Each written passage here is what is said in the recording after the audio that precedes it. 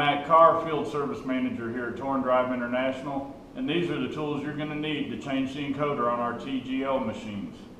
Phillips head screwdriver, a 2mm Allen wrench, a 4mm Allen wrench, an 8mm Allen wrench, an M10 hex bolt, and an encoder.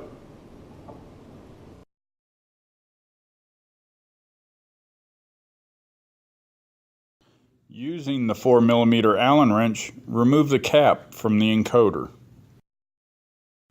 Using a Phillips head screwdriver, remove the housing ring for the encoder. Using the 2mm Allen wrench, loosen the bolt for the retaining collar for the encoder. Using the 4mm Allen wrench, loosen the bolt that holds the encoder to the motor.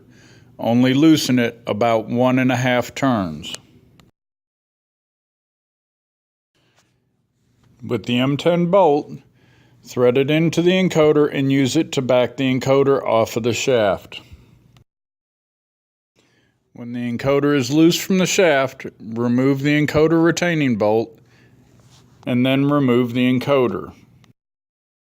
Remove the encoder. Install the new encoder. Using the 4mm wrench, install the retaining bolt in the center of the shaft for the encoder. Using the 2mm Allen wrench, tighten the bolt for the retaining collar on the encoder.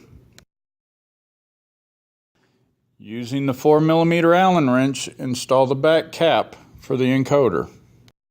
Using the Phillips head screwdriver, reinstall the housing ring for the encoder.